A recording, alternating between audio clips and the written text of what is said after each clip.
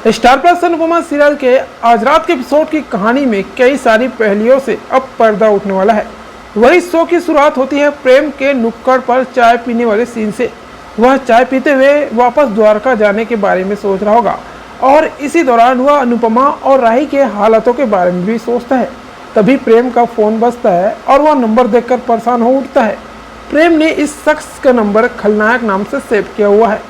आखिरकार यह शख्स कौन है जिसका कॉल आता देख प्रेम इतना परेशान हो गया है? इस सवाल का जवाब तो हमें अब नए अपडेट में पता चलेगा।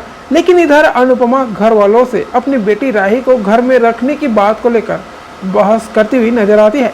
वह बताती है कि घर वालों को उसकी बेटी की मनोस्थिति को समझना चाहिए। अनुपमा बताती है कि कैसे उसकी बेटी ने एक लंबा वक्त अकेले लड़ते हुए गुजारा है।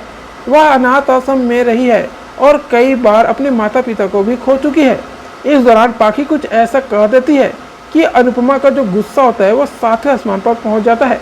दरअसल पाखी अनुपमा से कहती है कि आप भी अब मुझे अपनी बच्ची मानने से इनकार कर दीजिए। तब अनुपमा लीला से पूछती है कि क्या उसके बेटे वनराज ने जो कुछ किया है, क्या उसके बाद उसने अपने बेटों को अस्वीकार कर दिया?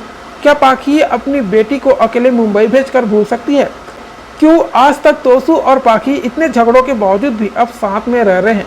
अनुपमा की बातें सुनकर हर कोई सन रह जाता है। वही अनुपमा फाइनली कह देती है कि वह और उसके बेटी इसी घर में रहेंगे। अगर किसी को ऐतराज है तो वो घर छोड़कर जा सकता है। उधर माही, अंश और परी राही का मन बहलाने की कोशिश करते हैं।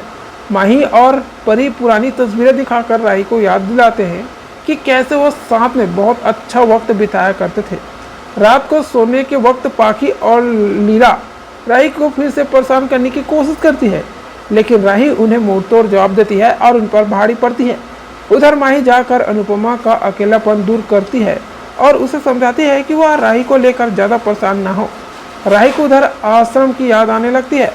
इसके बाद राही फ़ोन करके बात करती है तो पता चलता है कि सब ठीक है, लेकिन ऐसे में जो राही है उसका मन नहीं लगता और अकेली रात में द्वारका वापस जाने के लिए घर से निकल जाती है। लेकिन रास्ते में कुछ गुंडा उसे छेक लेते हैं और इसी बीच जो है कहानी का डी एंड होता है। अब इसके बाद देखना होगा कि आगे एपिसोड में क्या होगा। तो आगे एपिसोड के लिए चैनल पर बने रहिएगा।